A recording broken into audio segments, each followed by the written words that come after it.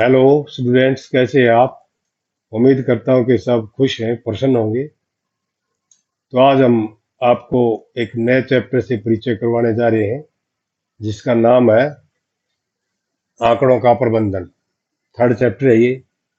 इसमें in term से आपकी जो है परिचय करवाना चाहता हूं मैं। आंकड़े, जिसको डेटा बोलते हैं, आंकड़े किसी भी प्रकार के हो सकते हैं। वो आपकी कक्षा से कलेक्ट किए हुए, या किसी क्रिकेट मैच से कलेक्ट किए हुए, या जनसंख्या के आंकड़े हो सकते हैं, किसी भी प्रकार के हो सकते हैं। तो इसमें हम आंकड़े लेते हैं, संख्याओं में लेते हैं इनको। सेकंड है परिसर या रेंज। परिसर में जितने भी हमने आंकड़े इकट्ठे किए हैं, उनमें सबसे बड़ा आंकड़ा और एक सबसे छोटा आंकड़ा होता है। उनका जो अंतर होता है उसको हम रेंज या परिसर कहते हैं। फिर थर्ड पे अंक गणित या मध्य है।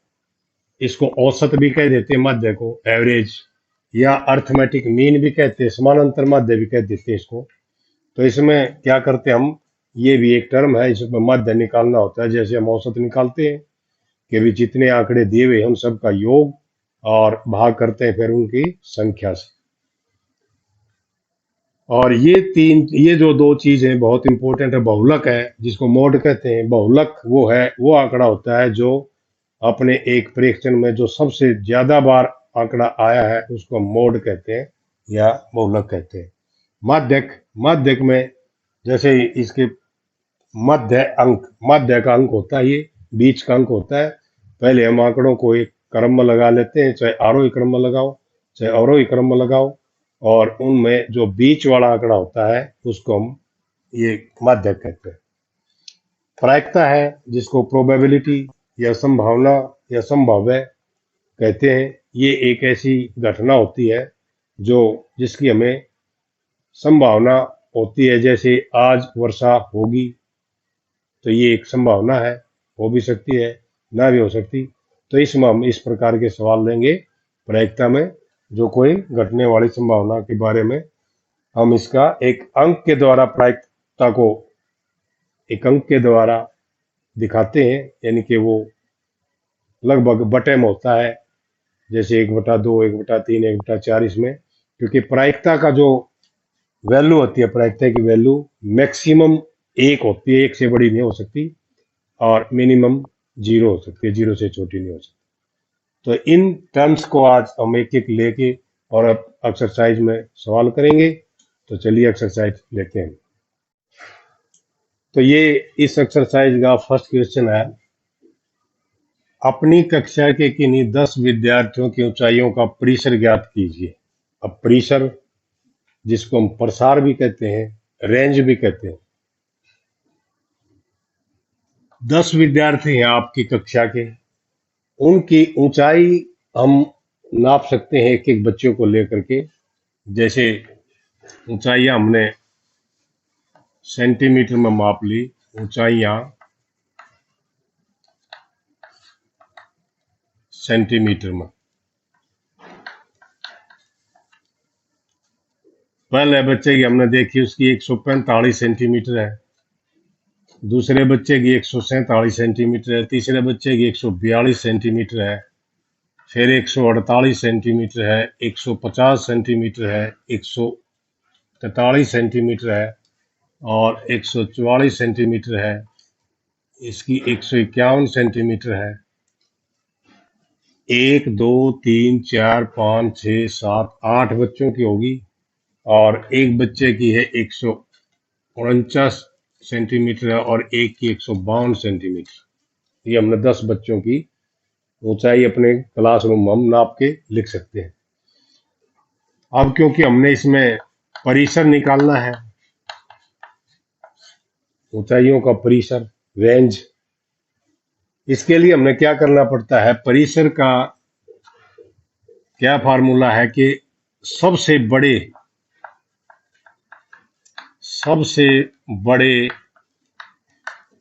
परीक्षण में से माइनस करते हैं सबसे छोटा परीक्षण। सबसे छोटा परीक्षण,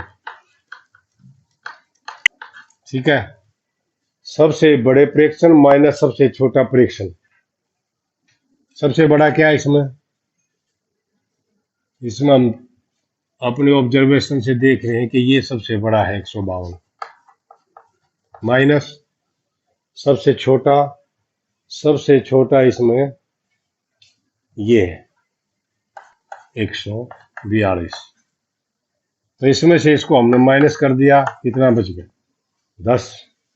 तो 10 सेंटीमीटर जो है ये इसका परिसर है। सेकंड क्वेश्चन है ये, इसको देखना। कक्षा के एक मूल्यांकन में प्राप्त किए गए निम्नलिखित अंकों को एक सारणीबद्ध रूप में संगठित कीजिए। ये दे रखे हैं आंकड़े, और इन आंकड़ों में सबसे पहले पूछा गया सबसे बड़ा अंक कौन सा है, दूसरे नंबर सबसे छोटा अंक कौन सा है, तीसरा है इन आंकड़ों का परिसर क्या है, और अंक गणितीय माध्य भी ज्ञात करना है। यानी कि इसमें हमने 5 काम करने। पहला तो ये है, इसको सारणीबद्ध रूप में संगठित करना है। कैसे करेंगे? सारणी बनाने के लिए हम पहले लिखेंगे अंक, क्योंकि ये सारे प्राप्त अंक हैं। अंक के बाद हम लिखते हैं, देखिए अंक लिखे हमने, इनमें सबसे छोटा अंक से स्टार्ट करते हैं। 1 2 3 4 5 6 7 8 9, ये है आंकड़े। यहां हम लेंगे मिलान चिन्ह, मिलान चिन्ह। मिलान चिन्ह में हम क्या लेंगे, इनको गिनेंगे एक कितनी बार आया है। जैसे यहां देखिए एक, बस एक बार ही आया, तो यहां लिखेंगे 1, और यहां लिखेंगे तीसरे नंबर पे इसकी बारंबारता।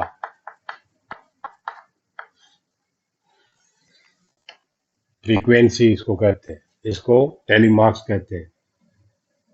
तो इसमें भी 1 लिख देंगे। अब 2 है, 2 देखिए कितनी बार आ रहा है, 1 2, 2 बार आया, तो यहां लिखेंगे ऐसे 2, और यहां लिखेंगे 2।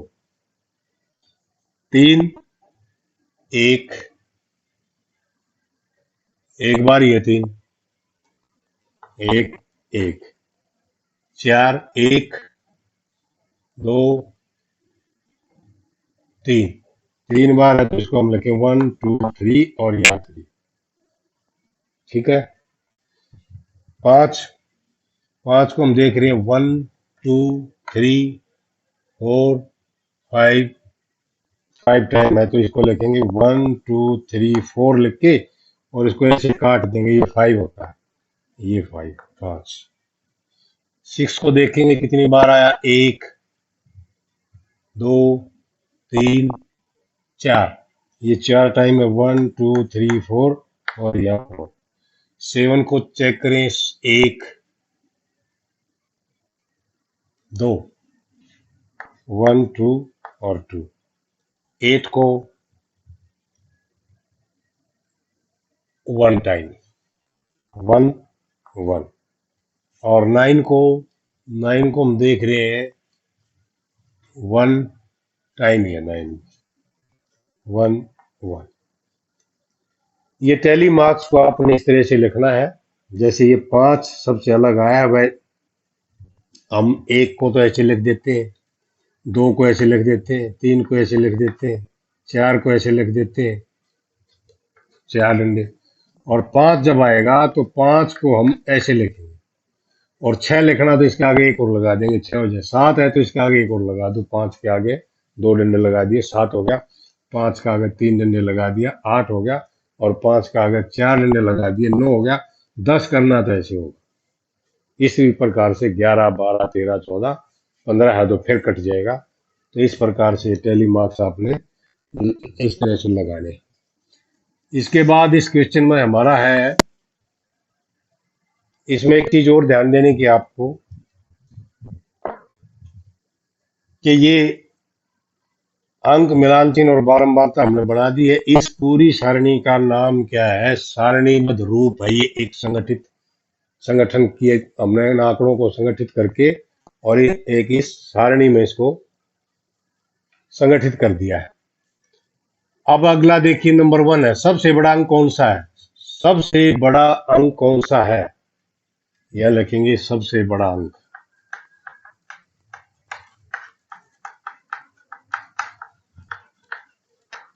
इनमें हमें वैसे भी पता लगता है सबसे बड़ा अंक 9 है।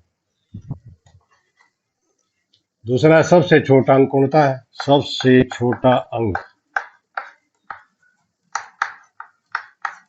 सबसे छोटा अंक है 1 है। तीसरे नंबर पे इन आंकड़ों का परिसर क्या है? आंकड़ों का परिसर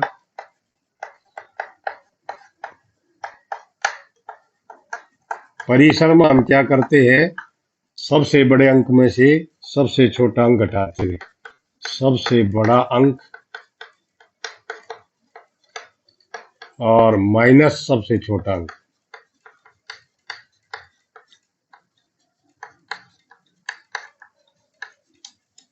ये करते हैं। सबसे बड़ा 9 है, सबसे छोटा 1 है, तो इसका परिसर क्या आ गया? 8 आ गया। अंक गणितीय मध्य ज्ञात कीजिए। मध्य बहुत ही इंपॉर्टेंट चीज है ये इस क्वेश्चन में। मध्य के लिए हमने क्या करना है? इन सभी आंकड़ों का योग करना है, सबका, इनका सभी आंकड़ों का योग, या सभी प्रेक्षणों का कह सकते हैं, प्रेक्षणों का योग, उसको भाग करते हैं बटे सभी प्रेक्षणों की संख्या।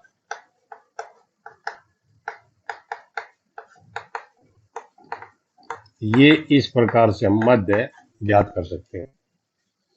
इन सब का योग करना है हमने। योग कैसे करोगे आप? योग करने के 2 तरीके हैं यहाँ। देखिए, एक तो ये कर सकते हो, 4 और 6 10, 10 और 7 17, 5 22, 25, 25 5 30 और 4 34 और 5 39, 2 41 और 6 47 और 2 49 और 5 54 और 10 64 और 6 70 और 5 75 और 8 83 और 4 87 और 6 93 और 7 100 हो गए। एक तरीका तो ये है, एक एक को आप लेके और जोड़ कर सकते हो। एक तरीका ये है कि न ऊपर नीचे रख लो और उनका जोड़ कर लो, वो भी वही बात है। एक और तरीका है इसमें, एक ये है, जैसे 10-10 के पेयर बना लिया हम, जैसे ये और ये 10 हो गए और 7 और 3 10 हो गए। हम इनके नीचे अंडरलाइन करते जाए ताकि हमें पता लग जाए कि हमने ले लिया है योग में। 10 और 10 20 और एक ये ले लिया 25, 25 और ये ले लिया 30, नहीं 10 और 10 20 और 10 30, 30 और 10 40, 40 और 10 ये हो गए 50, 50 और 10 ये हो गए 60, 60 और 10 70,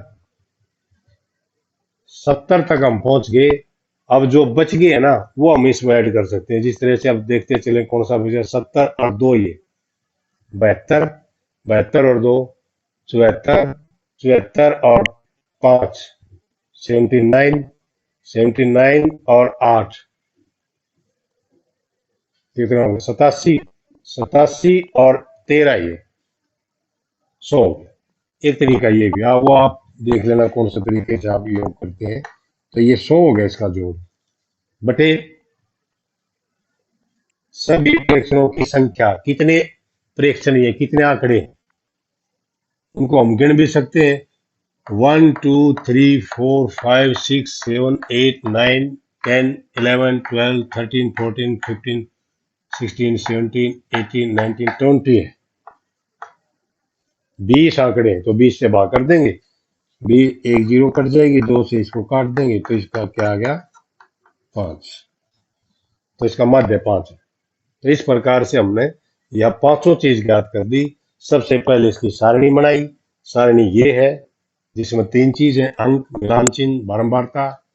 दूसरे नंबर पे ये चारों पर्सन जो अलग अलग दे रखे थे, हमने इनको एक एक लेके हल कर दिया है। लेकिन ये आपके लिए बहुत जरूरी है मध्य, क्योंकि हर क्वेश्चन में आगे भी यही आएगा कि मध्य ज्ञात कीजिए। मध्य के लिए आप ये याद रखना है जितने भी आपको प्रेक्षण दिए गए हैं ये, उन सब का योग करना है और बटे उनकी संख्या करनी है। ये मध्य होता है। यहाँ थर्ड क्वेश्चन है हमारा, प्रथम 5 पूर्ण संख्याओं का मध्य ज्ञात कीजिए। इसमें हमने मध्य ज्ञात करना है। मध्य को दूसरे नाम से भी लिख सकते हैं। इसमें मध्य को हम समांतर मध्य भी कहते हैं, मीन, अर्थमेटिक मीन भी होता है ये। तो मध्य ज्ञात करने के लिए हमें क्या करना है, 5 पूर्ण संख्या लेनी है। जो प्रथम 5 पूर्ण संख्याएं कहाँ से शुरू होती हैं, 0 से शुरू होती हैं। 1 2 3 4, ये 5 होगी। 1 2 3 4 5, 5 संख्याओं का मध्य ज्ञात करना है। तो मध्य के लिए आपने क्या करना है, वही संख्याओं का योग कह सकते हैं या प्रेक्षणों का योग कह सकते हैं। प्रेक्षणों का योग बटे प्रेक्षणों की संख्या।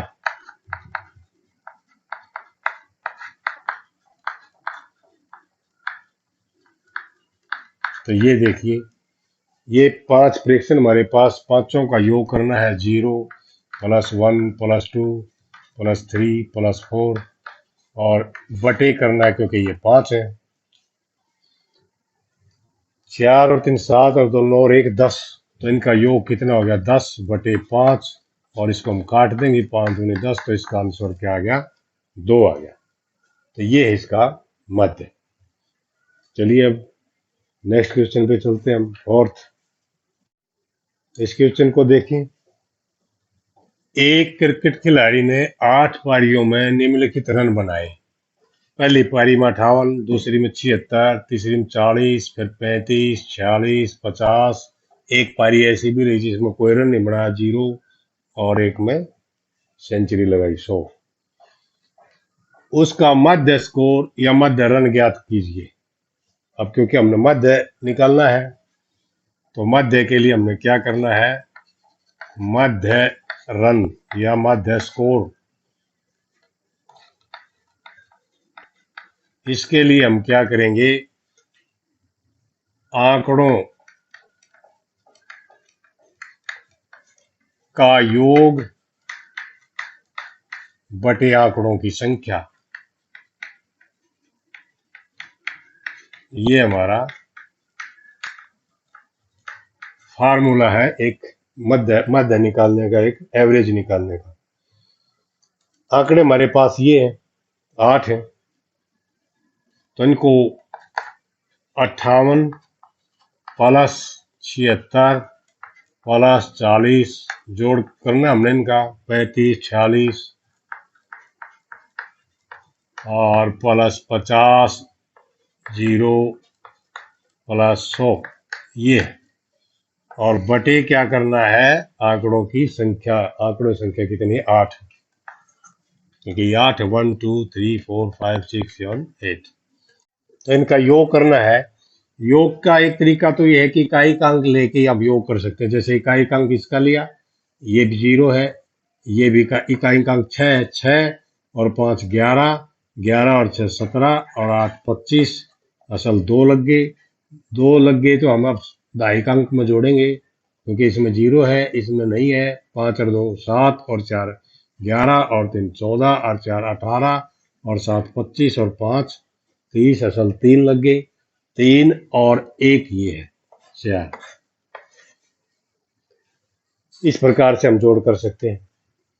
तो इसको भाग करेंगे, 405 को जब 8 से हम भाग करें तो 8 5 40, उतारा 5, 8 से भाग नहीं गया, लगा दी 0, फिर यहाँ दशमलव लगा लो और यहाँ 1 0 और उतार लो यहाँ से। 8 6 48, बच गए 2। हम पॉइंट 1 तक लिख सकते हैं, 50.6 आया। इस क्वेश्चन में एक मिस्टेक है, जो कि हमारी बुक में भी वो मिस्टेक है। जो आपकी पाठ्य पुस्तक है उसमें क्या है, उसमें ये आंसर जो दे रखा है ये पूरा 50 है, 50.6 नहीं है। उसके लिए गलती कहाँ हो रही है, जो ये आंकड़ा है ये 50, इसकी जगह 45 है, 45 है ये। अगर हम इसको 45 लेंगे तो फिर क्या आएगा, फिर आप इसका योग करेंगे तो देखिए क्या आएगा। अब इस 50 को मैं यहाँ से हटा देता हूँ और इसकी जगह 45 लिख देता हूँ। अब ये योग चेंज हो जाएगा। अब इसका योग करेंगे हम तो योग आएगा 400 और बटे 8 है। 8 से हम भाग करेंगे, 8 5 40 0, तो इसका मध्य क्या आया, 50 आया। हम यहाँ लिख भी सकते हैं मध्य रन। तो ये कुछ एक आधी मिस्टेक बुक में हो जाती है प्रिंटिंग में। तो इसमें आंसर जो दिया हुआ आपकी बुक में वो 50 ही दिया हुआ है और यहाँ 45 दिया हुआ है। तो इस प्रकार से आप मध्य ज्ञात कर सकते हैं। तो आज के लिए बस इतना ही काफ़ी है। तो आप इस वीडियो को शेयर करें, लाइक करें और चैनल को सब्सक्राइब करें। अगली वीडियो में फिर आपसे मुलाकात होगी, तब तक के लिए आपसे जुदा होता हूँ। Okay, thank you.